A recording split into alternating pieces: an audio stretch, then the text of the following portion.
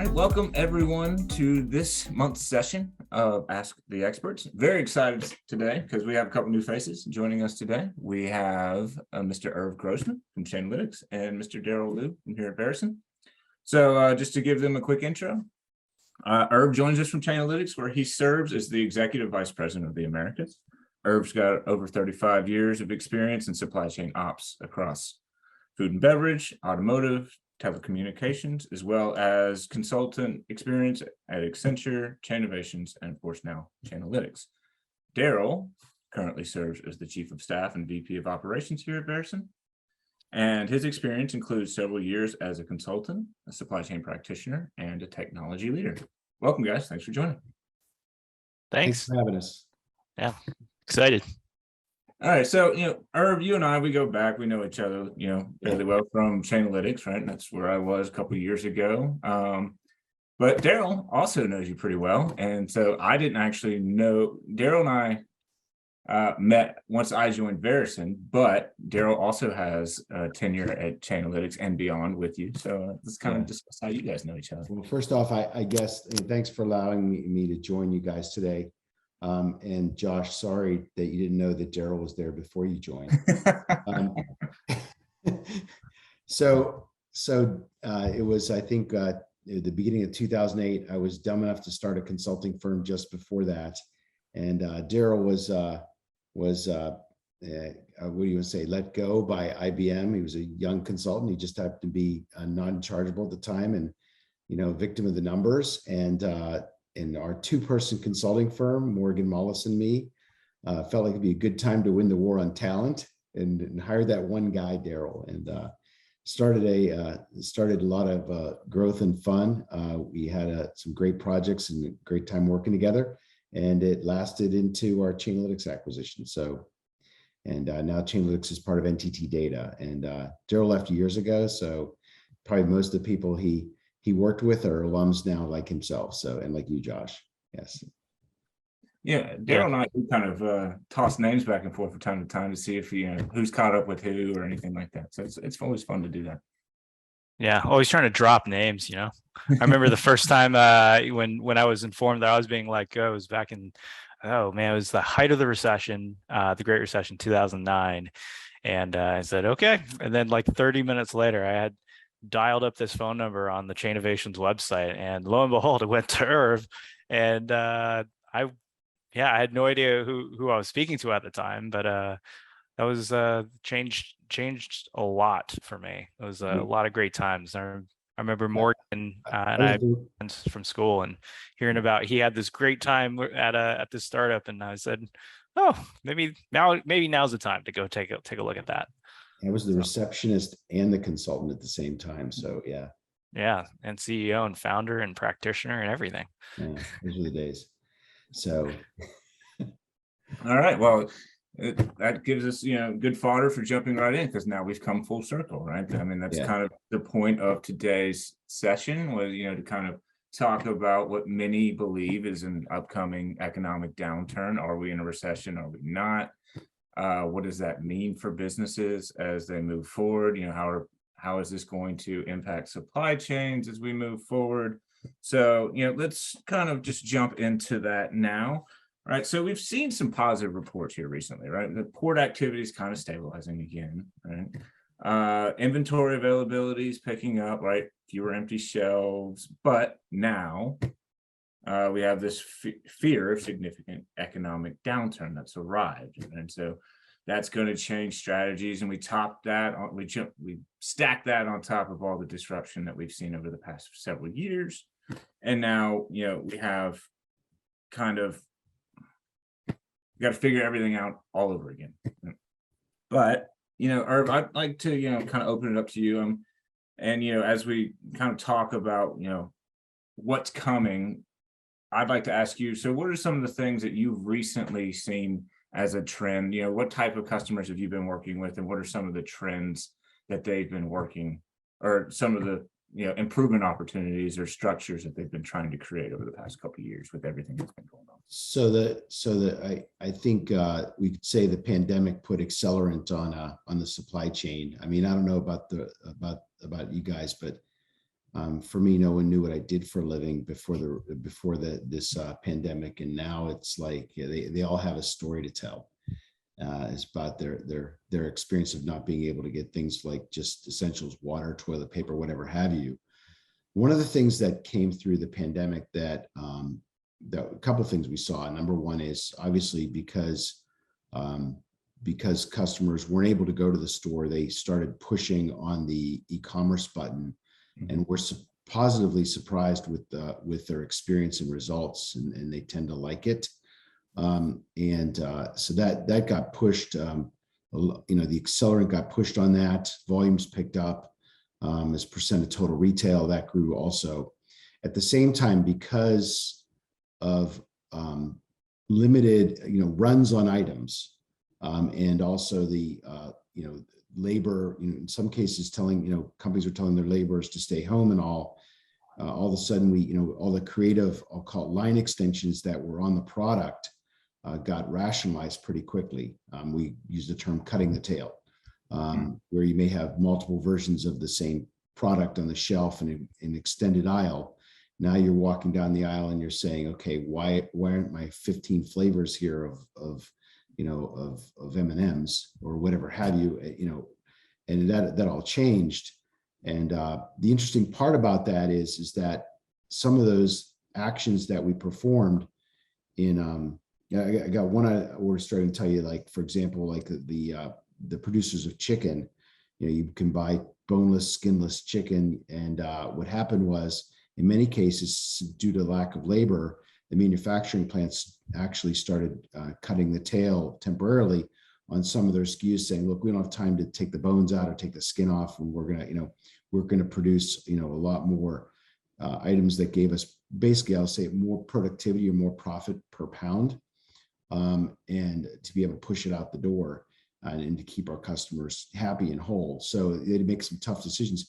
Those decisions that they made are pretty much similar decisions that you would make in inflationary environments. When interest rates rise, you have to make decisions about what's going to be able to, turn inventory faster, because you can't carry, companies can't carry, they don't want the carrying cost of inventory like they once had. And then all of a sudden you're in a position where you have to make some really tough decisions about what SKUs go away. So those are the things that we're seeing. Obviously the other thing I'd say is, again, going back to e-commerce, is a lot more focus on the customer promise. It's what we like to say, which is basically building a seamless experience regarding of where the customer enters and where they, I'll say it, return or exit, and creating a kind of a total 360 experience around the customer. And that's actually easier said than done, as we've all, I think, experienced. And customers are putting a lot of effort towards that. Yeah, absolutely. And Daryl, I'm going to turn it over to you. So what are some of the things that you have seen as from not only just from the pandemic, but as we're moving into this inflationary environment? So what are some of the things that we should be focusing on and working to improve? Well, one, like Irv said, I'm super excited that I don't have to keep working on sharing what supply chain is and what I do and what we do. I think that's been a big benefit out of the pandemic. But in terms of really what we are seeing, what I'm seeing for a lot of our customers, it's really manyfold, right? Because of the pandemic and how abrupt that was, but all the different kind of changes and the other macroeconomic conditions that have been just festering over the last several years, everything from like the trade wars, global warming, Brexit, and of course today we've also got the war in Ukraine. All these types of things is really driving a lot of organizations to really look at how to be more agile, right? And how do you drive speed into those organizations? So a lot of that comes in, both from an automation perspective, right? So it's not just robots, which is really cool, but also leveraging technologies from, visual or augmented reality, all types of things. There's still a lot of focus on resiliency in the supply chain. There's still a lot of categories where the lead times are still very much extended. I mean, we're still like backed up in certain categories and areas, especially as, a primary producer of a lot of materials still out in China, and they're still going with, like the COVID zero kind of policy here and there. And so it ends up just putting a lot of variability in that supply chain. So we see a lot of folks focusing there, but as we look at the economic potential economic downturn, but also you've also got this interesting kind of inflation that's being added here. There's a lot of companies that's looking at cost reduction opportunities, right? And being prepared, right? So it's kind of, again, got a lot of really, really interesting, almost like a perfect storm of you want to be agile, you need that speed, but at the same time, you're also trying to be prepared for that potential, all those challenges that come with economic downturns, right? And just as an overarching theme, as Irv just kind of pointed out over the last few years, it's also advancing and speeding up that digital transformation initiatives, right? So leveraging some technology to really drive and enable the agility across the organization. Yeah, absolutely. If you look at surveys for the past decade or everything like that, digital transformation has been top of it. But then the pandemic hit, and it, like, everyone was accelerating that, foot down on the gas. So let's kind of go into, our areas of strategy that we would like to discuss today. So, and it's interesting that you both point out, you no longer have to explain, what supply chain is or what you do, right? But it's not just, your everyday consumers that, are taking broader interest or deeper interest in supply chain or supply chain issues for that matter, but also the C-suite is now being more involved, right? We've seen the emergence of the chief supply chain officer over the past several years, right? Shareholders are now asking their C-suite and their board, like, hey, what's going on with supply chain? It's actually becoming a real thing. So, or it's always been a real thing, but it's becoming a real interest and talking point for a much broader audience than we were used to, 5 years ago, 10 years ago, 15 years ago. As I think you said the other day, right? Or like, no one's ever given you a medal for being in supply chain, right? Yeah, well, the lights, it's a utility. The light's either on or off. Right, exactly. It's off, everybody knows, right? Exactly. So you're talking about, like, the CFO examples. I know that in some cases, there's been CEOs that have, had in food and beverage companies that have had to report to the street, and they talk a lot about the transportation market. And there were, they had to learn a lot about the world of transportation. Mm-hmm.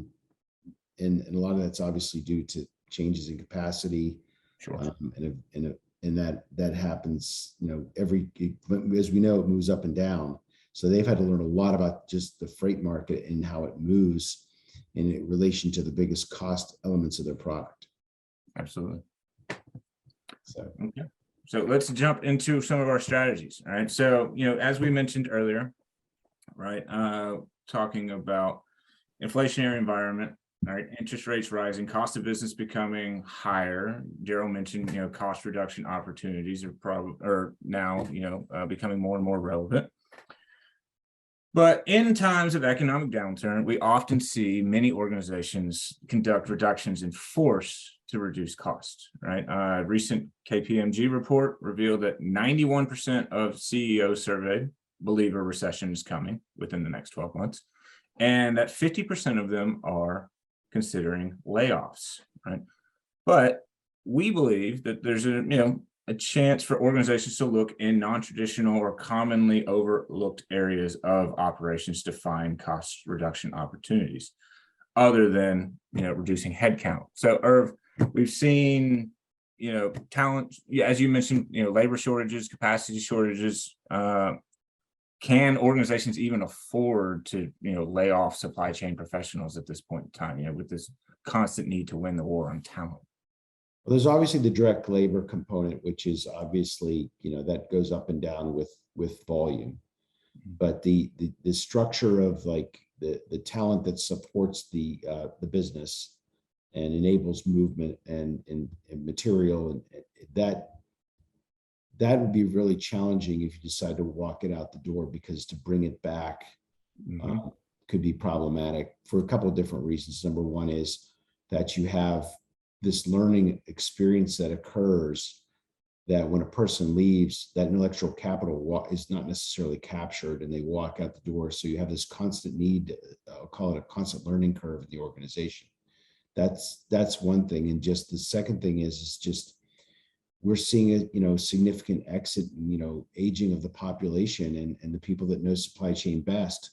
There's just only so many, places that you can find supply chain talent. I mean, the good news of the last couple of years is we're seeing a lot more people enter this area of the business. We always had trouble, creating glamour and excitement around supply chain and describing it to people.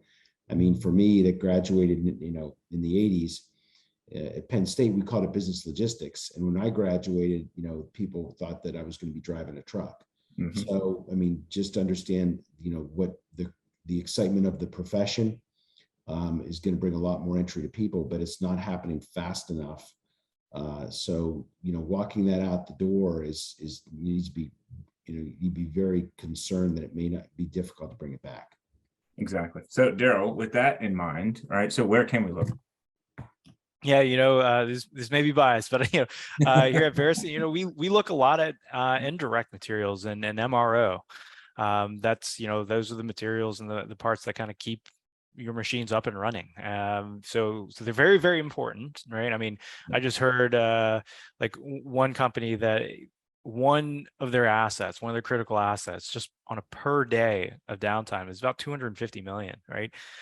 Many industries, many companies, it's in the millions for a number of hours, even, right? Not even just days. So we look a lot at MRO. It typically represents about 34% of actual total material spend inventory. So it's also a very big area. So there's significant amounts of MRO, and it's just knowing, do we know what we have? Do you know where it is? Do you know how to actually look at your tail spend and really driving more cost synergies or opportunities with your strategic suppliers. Those are certainly areas that we've been seeing and feel that are very powerful areas to look at. No, I agree. And that's the thing. So I guess this was like a really good time to talk about, how technology can help in that regard for MRO, because so we've seen many traditional business application vendors that now offer supply chain management capabilities, but are they sufficient? Irv, I mean, have you, and you mentioned the other day, like you've seen some capabilities that come with some of the technologies that people are adopting, but it's still kind of not missing the mark because it may not be it's only covering the basics. It's not going into the specifics of certain. Well, we've had this eternal fight going on about best of breed versus integration, right? To the ERP providers, I mean, the good news is that there's a makes the CIO's job maybe a little bit easier, but the reality is that the data sets may not necessarily match between the systems themselves. What an ERP wants versus the extended system may not have such an ease as what was originally thought, and that battle constantly goes on. Now, it used to be best of breed used to be one of those things that you bought extended licenses on best of breed software. The good news is that you can always call it rent it or SaaS it. Obviously, that's the big thing of the last 5-10 years, and that allows the ability to a couple things. Number one is, I'll say, dip your toe in the technology water, and if you decide to dive in, you can go pretty deep into it. And if you decide to extract where it's having no value, you have an exit plan. So that's one of the things we're seeing where technology is able to do this, and it's honestly one of those things where companies can say, look, if I find the benefit, I don't necessarily need to go to the IT department as much as I could probably hit it on my budget line if I find that it helps my team become that much more productive. So you can trade off benefit and also your budget costs, back and forth to determine whether you're going to get value of the software. That's the good news. I mean, the downside is, I would say, is for those that are providing best of breed on SaaS, is that there's you have to have a pretty fast ramp to value, because if you don't, then it won't get use. You as software providers like Veracity will see that there's no usage of the software, and you'll see a quick churn of them off the product. So you definitely, the spotlight's on not only the best of breed provider, but also with the company themselves to make sure they make the right choice, they establish value, and they continue to improve on what they can deliver in success. Absolutely. Daryl, do you want to expand on, kind of this idea of, best of breed, but also purpose built, why an extension might be something that we should look at? Yeah, I think, Irv makes a lot of good points around like one of my old bosses used to also call it the SaaS economy, right? Like, so we're now in like this world of SaaS. A lot of it ushered in from Salesforce and like that lighter weight. You're no longer doing like a giant implementation of things where you just also are paying like this huge upfront fee, and instead you're able to actually roll things out faster and everything else in that way. And that's, very much what we feel too, not just as a SaaS company, but really where the world is going. I mean, we talk about like some of the generations that are retiring, especially as it relates to today's workforce, right? That evolving workforce and the folks that are coming in, millennials, Gen Zers and the like, that you have to really be able to drive that entire experience, right? And traditional software and applications, they're not really built for that. They're very heavy. They're also they're not intelligent. They're just, what you see is what you get, right? And that data has to match exactly what it is in order for you to actually draw any conclusions. Almost like, anyone who knows Excel knows that, like, if you don't input or have a cell that is formatted correctly, you don't trim it, if you have an extra space, your VLOOKUPs goes away, right? Everything breaks. So if you have more purpose-built software that actually enables the intelligence while at the same time supporting a user experience that drives the engagement, drives the adoption, right? What you tend to find are not only you're going to be able to drive real outcomes with that speed to value as a focus, but you're also enabling folks to really focus on and doing what they do best. And it's not just like manipulating data, right, all the time. And you're not having to go through customizations, data cleanses, all those different types of things. Instead, it's being able to leverage what you have, deploy quickly, drive results, and move on, right? It's not, it's moving on and knowing that you're not just constantly stuck into like this project cycle, but now we're in a world that things are more not just sustainable from a, like a green perspective, but sustainable as an approach, right? Sustainable as a process. All right. And all right, so with that, that's a good way to segment into our next strategy, right? Around augmenting your workforce with advanced technology. Because Irv, as you mentioned, you can't afford to have the talent walk out the door, right? But you got to find ways with the shortages to have people be more productive, right? And Daryl, as you mentioned, sometimes the systems, they're not talking to each other particularly well, or it's very strict in the way that the data has to be managed, right? And so with these, new technologies that can augment your workforce, right? How are we seeing companies like kind of utilize these capabilities more and more? So, Irv, I'd like to kind of,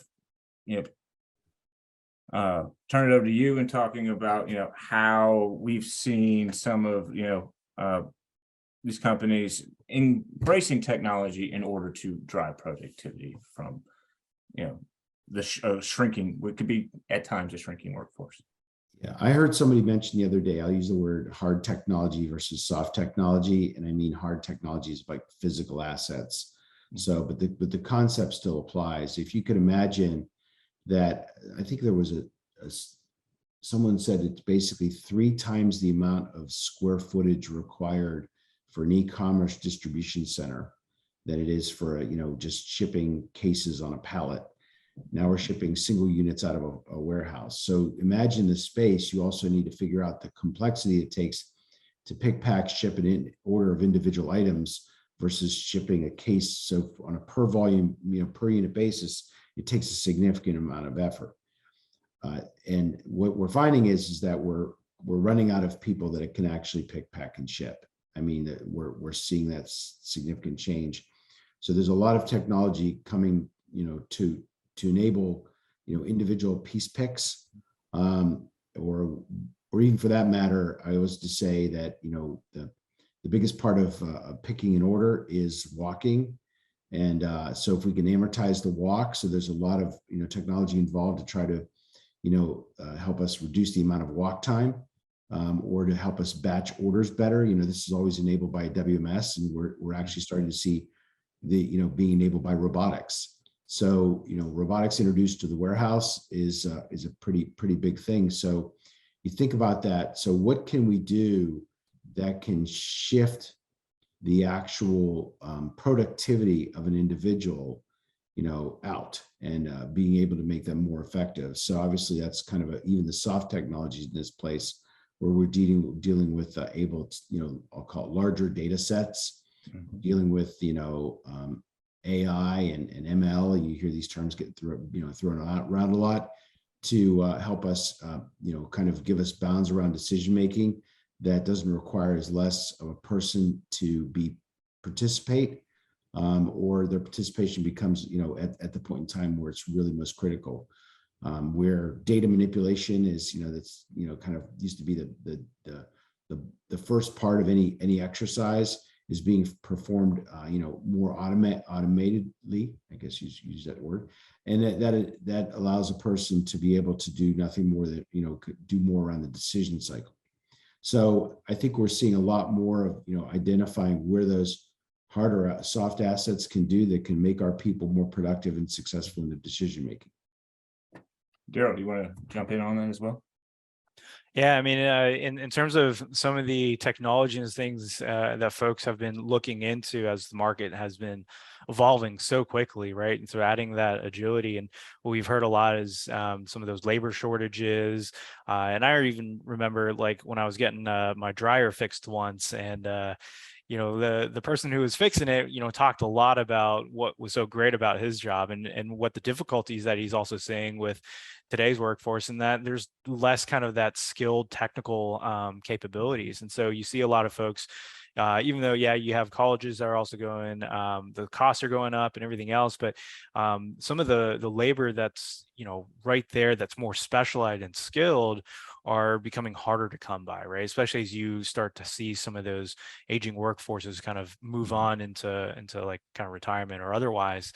And so how you kind of democratize or enable the folks that you do have, right? So increasing the productivity and the like. So we hear a lot about, not only IoT sensors and some of those automations, but also augmented reality, right? Like all of that feeding into what's called like a connected worker. We hear a lot of those types of things as well. But for the folks that are also looking at managing like kind of more almost like centralized or decentralized like inventory, enabling them to really drive a lot of the strategies without having so much of the let's call it the emotion of making decisions, like actually having the intelligence and objective kind of insights to actually make decisions, while at the same time leveraging tools and technologies like artificial intelligence and machine learning, that you can kind of take some of those actions and decisions, and you're now imparting that into machine learning and AI, right? So that's able to now not only enable a kind of more intelligent, hey, like the people on the ground tend to know a little bit better in some cases than machines, and you're now able to impart that in addition to the let's call it the underlying data and the objective kind of criteria, and now you're building into it more human intelligence, and really enabling again that sustainable kind of feedback loop. And the thing that we've kind of discovered is that, going back to what I was saying earlier, is that there's a lot of focus in today, especially with legacy systems, that folks are really trying to leverage existing data and then manipulate the heck out of it. As a recovering consultant, I know that that's what I did.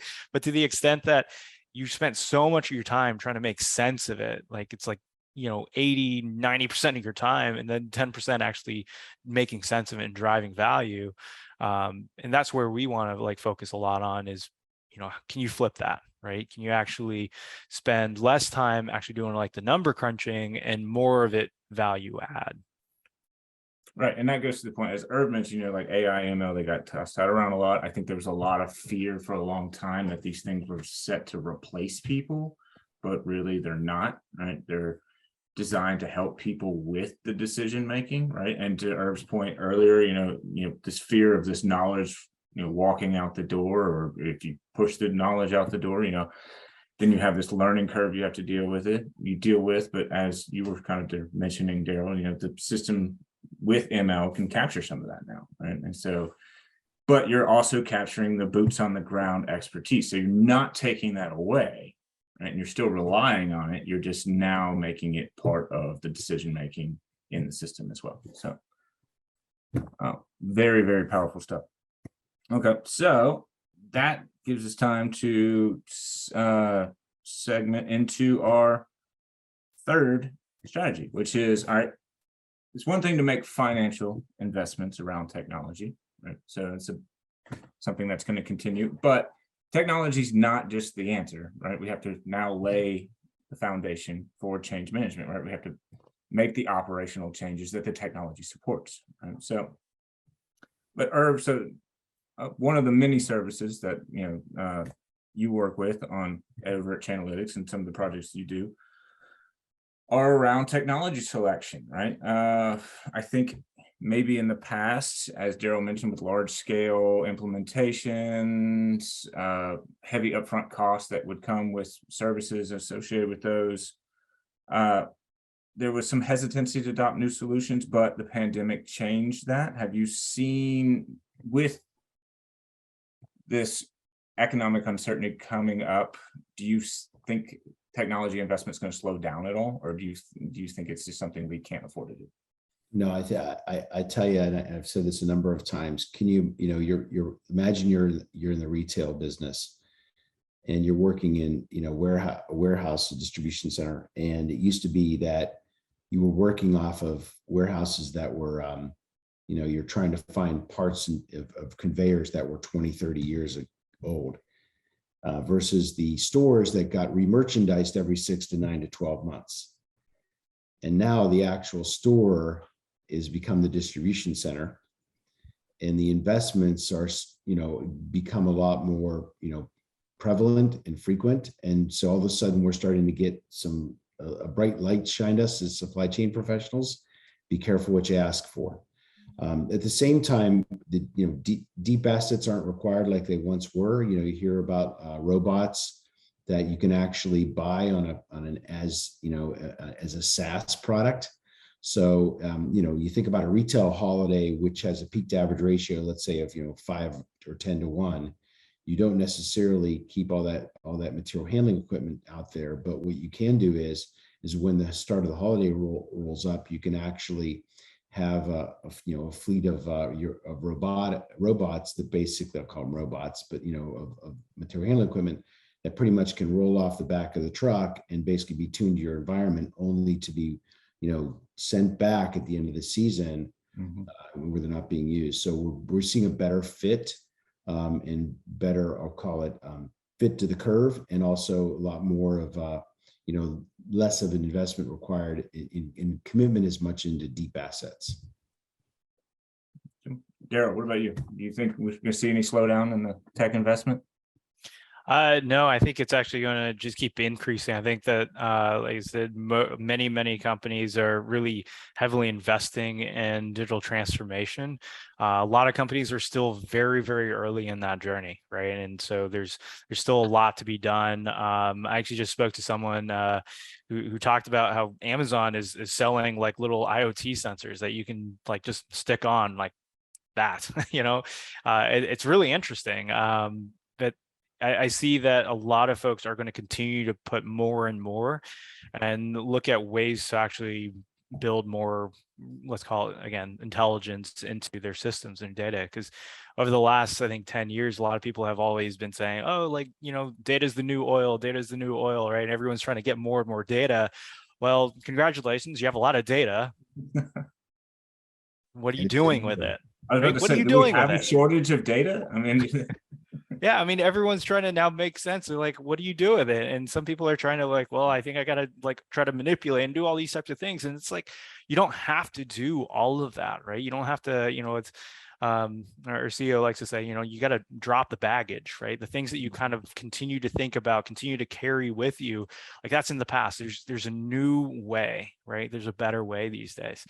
A lot of the focus from a purpose-built kind of applications and tools to drive those results, to be implemented faster, to have that sustainability, one that also really fits in with our evolving workforce, not just from a generational perspective, what they expect, because they grew up with, these things, right? Not necessarily a Pixel phone. I think a lot of people have iPhones, but whatever.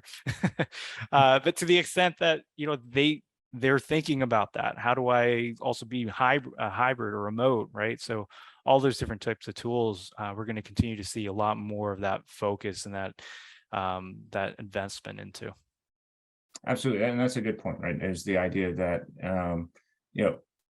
we've talked a lot about supply chain, boots on the ground, or you mentioned that, right, in warehouses and distribution centers, right, physically having to be in locations, and so you have the tech to support that, but then also a certain percentage of supply chain professionals, supply chain management will continue to be remote, and that's where the SaaS comes in, right, and having the ability to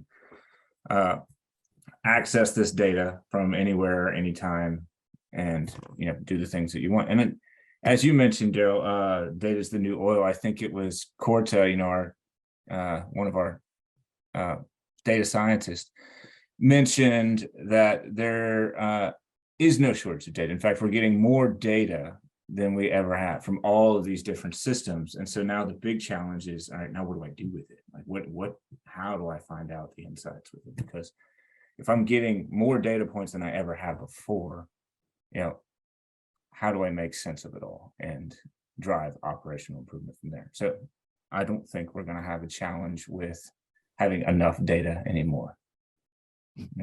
No, definitely not. I can give them more data. More cowbell. More cowbell, right? Yeah, exactly. Yeah. Except this is only going to be like hitting like a keyboard or something. Exactly.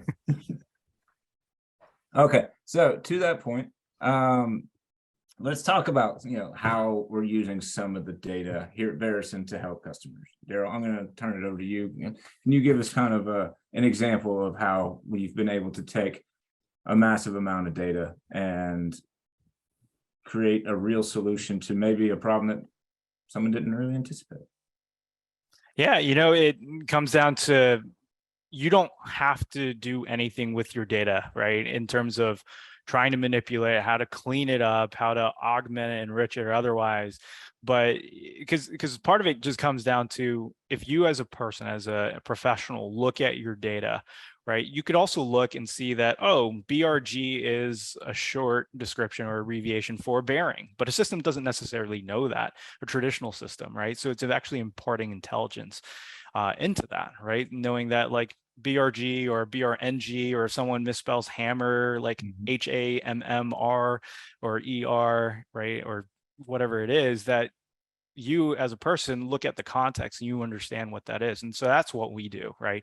We really apply intelligence to your existing data as is, right? And we help global manufacturers and other asset intensive companies really streamline the materials and supply chain strategy, right? And so it really takes all the different kind of really buzzword, if you will, technologies, but really pulling them together, everything from your cloud to data science, the artificial intelligence, ML, harmonizing your disparate data systems that may be across multiple systems, especially with these large global manufacturers or otherwise, that they've grown through acquisition, right? And so you have this lack of visibility, lack of kind of like that governance around M&A, and really helping companies do really driving insights and actions, whether that is for inventory reduction, like we talked about, how to drive insights into your procurement or rising lead times, those materials that may be at risk of stockouts, or even leveraging the entirety of all the facilities and all the inventory,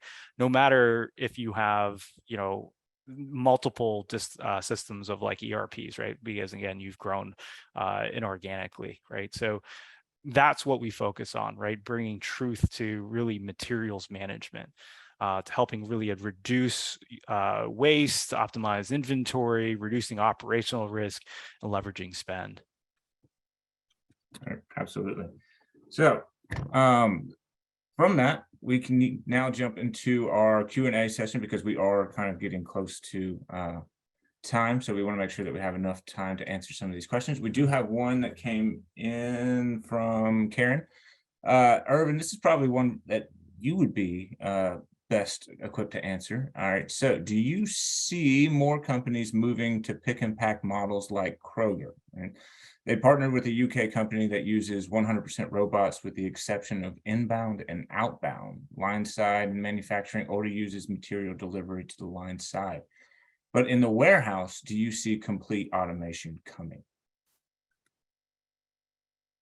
Complete automation, no. I don't have the line, but in a year over year, e-commerce grows at a pretty deliberate pace. We had the curve bent a little with the pandemic, but we've actually gone, as a percent back on the curve here over the last little bit. But you're starting to see more companies participate in this. The problem exists is that I don't believe the customer's been getting 100% of the burden of the costs of what it takes to fulfill.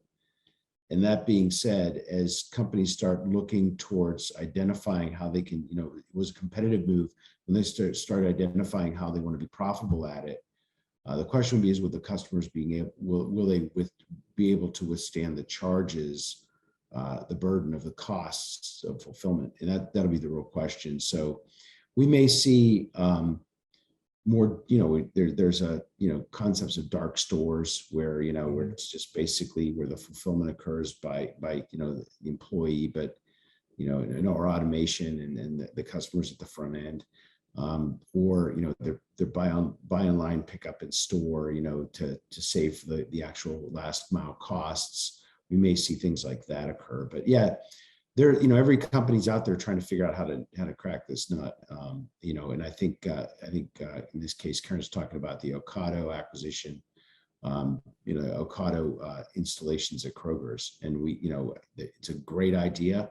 And I hope it works out well. But I think what may happen is there may be a limit to what customers are willing to, to pay for, and because they're going to have to pay for that convenience. Yeah, absolutely.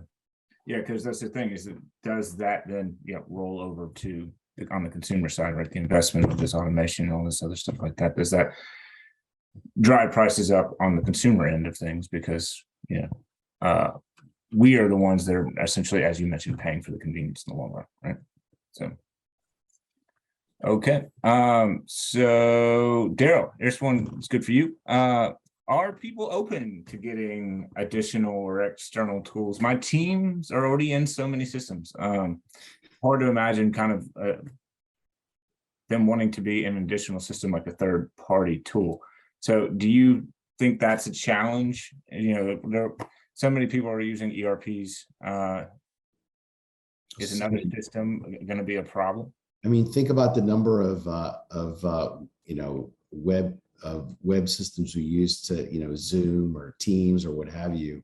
And we could all empathize with this, the number of systems to get to this are somewhat expanding. How do you identify what may be the best source of truth, right? That's the question.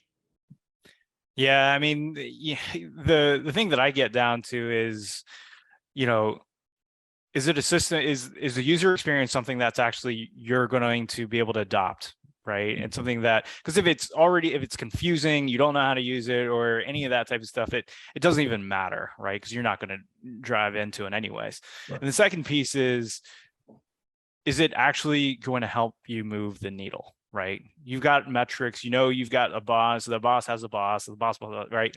So what do they care about, right? How are you also enabling and helping meet some of those goals or exceed those goals? So are you helping drive business outcomes?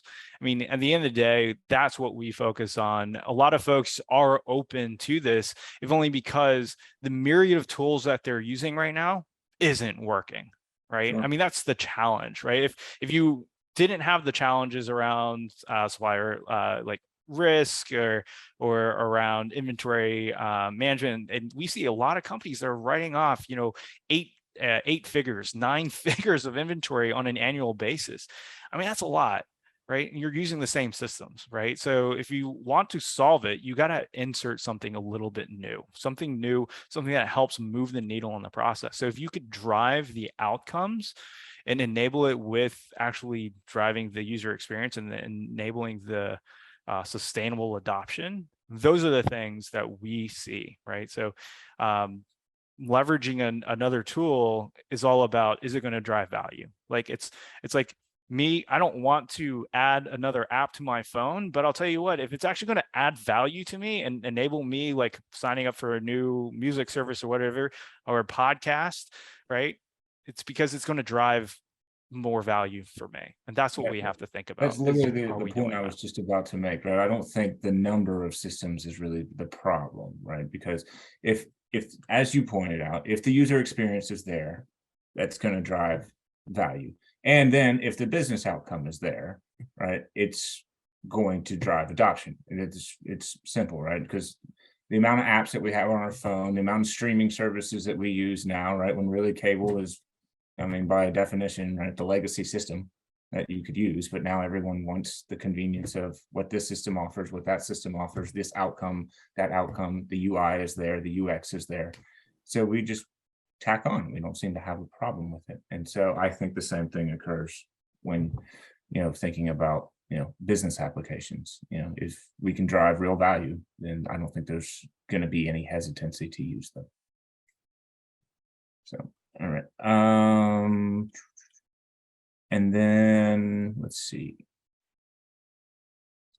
Karen did follow up to you saying, yes, that was exactly what she was talking about, or, so you hit the nail on the head, right? As expected. That's the error that I know. And okay, and Daryl, this one's probably good with you, because directly to materials management. All right, so we just implemented an ERP that says it has a materials management module. Won't that solve all the material challenges that you have been talking about? Irv, I saw you laughed, so I'm happy to actually sit tight for now and let you kind of answer. No, I'm not going to answer this question. I mean, I'm a student here, not the teacher. You tell me. I think the problem exists is that I think it's just, it's great, but the problem is you still, if the product gets junky over time with just their descriptions and their SKU numbers and the purchase orders, and it all gets kind of gummed up over time. So there may have been a cleaning process that occurred with that, right, with that moving to the new system, but it gets messed up after a while too. So, you have to maintain some sort of what could be order, house cleanliness as it relates to data. And sometimes that's not necessarily somebody's job, but definitely everybody's a victim of it. So, I mean, I would imagine that in your cases, that's the part of the work that your product does, is it helps basically keep a level of, orderliness to be able to, to give visibility to product and spend, and to be able to source better. So. Yeah, I mean, that's very much right. And quite honestly, you look for some of these legacy systems and even some of these modules, and you hope that they work. And truthfully, hope it works for you, anonymous attendee 1135. But to the extent that, where we differ and why we feel that, our customers are very much well positioned for the upcoming economic challenges, and it's really not just the economic downturn, right? It's all the different macroeconomic conditions that we referenced earlier, right? There's a lot of dynamic things happening in the macroeconomic environment. And so for us, what we enable is really the intelligence behind it, right? So you don't have to have your house so clean and everything, because everyone knows that once you clean it up, the next day it's starting to go bad, right? And so if you have something that's always on, right, that actually helps you actually keep your house in order, right, without having to actually do the data cleanses, you can actually drive the value that you need to drive, right? So if you're continually based on a legacy system, that doesn't have the intelligence behind it, you're stuck with effectively trying to always clean everything and then leveraging spreadsheets or some other BI tool to try to run reports. And then you have to clean the data in order to run the reports, or you run a series of if statements or whatever that is, all in the sake of just trying to derive outcomes based on what you have. And truth is that we as humans, that's not what we do, right? As we talk right now, if I said hi, if I said hello, if I said good morning, they're all actually about the same thing, right? But we're not telling you to only say hi because our recording or any other tool is looking specifically for hi, is actually looking for greeting, right? And that's what we want to be able to do, is actually enable your existing systems, but powering it with intelligence and driving that back in, right? That's, those are the things that we think about as it relates to not only legacy systems, but, if you were to try to even do some of this on your own, which we find some folks trying to, and then, one of our customers, they tried doing this about 5 years ago and didn't work out so well. And they needed that visionary leader who understood, what it would take to actually bring their company into a one supply chain type of view, right? And it's not about trying to build things like ad hoc, because that starts to go awry and the change management and everything. But it's really about, hey, let's just go ahead and leverage best of breed, right? I know you two are also big football fans. Just because you all know football, I don't think your alma maters like PSU, like Penn State, right, is going to hire you to be a coach. They're going to hire the best of breed, right? At least you would hope. My alma mater, not so much. No, I've got the red phone to the sideline to help Ryan Day whenever he needs it, right? I mean, I'm calling in plays middle of the game all the time, right? He's ignoring them, completely ignoring. I'm just still stuck on the greeting thing. I'm thinking about how many different languages I could say hello in. So. That's it. It's to Daryl's point. It's a really good point, right? I mean, you have all these statements; they mean the same thing essentially, right? But if you're feeding them into a system, it's going to look for hi and never accept hello as an acceptable substitute for that. That's right. Yeah. So how many languages did you come up with there? I'm only on 3, so I didn't do so well. Oh, I might have you beat by 1. Yeah, I was gonna say you've been in this translation industry for a while, so you probably better off than I am. Yeah. All right. I'd say it's because of intelligence on this side, though. Just luck. Right. No, just kidding. All right. So with that, there's an easy question right here. Who is Irv with? Who is Irv with? Irv is with Chainalytics. This now segues into, I think, a good wrap up here. Right. As we do reach the top of the hour, so my evolution into my career of supply chain influencer. I don't know. Well, I'm glad that you could join and start the influence here. Right. Yeah, so. Thanks for having me. All right. So as we wrap up, there's a couple of notes that we want to mention right before. So Verison has opened our annual State of the Supply Chain survey, and we do encourage all of you to participate. Right, we are going to drop the link in the chat for you to access it, and we will also provide it in the follow-up. All right, it only takes a couple minutes to complete, and it's just some questions about some of the trends that you're seeing in your organization on how you do manage materials, technology, those kind of things. We'd love your feedback, always looking for great insights, and we will publish those results once the survey closes for distribution. As far as following up with either Daryl or Irv, you can always connect with them on LinkedIn, right, if you want to continue the conversation with them from today. And you can listen to Penn State's podcast, Supply Chain Podcast, which Irv is a regular attendee on, and hear some more of his influence. Also, please visit chainalytics.com and Verison.com to learn how both organizations are helping supply chain organizations improve their operational efficiency. As always, we will send out the recording as a follow-up. So even if you weren't able to attend today, or there's a particular segment that you'd like to go back and watch, we do encourage you to do that. So Irv, once again, thanks so much for joining us today. Yeah, thanks for having me. Talk to you. Yeah, absolutely. And Daryl, thanks as always. Yeah. Thank you very much, Josh. Irv, it's a pleasure. Let's get Same here. together soon. right. It's been great catching up and talking shop. Absolutely. Take care. Take All right. care. Bye. Bye.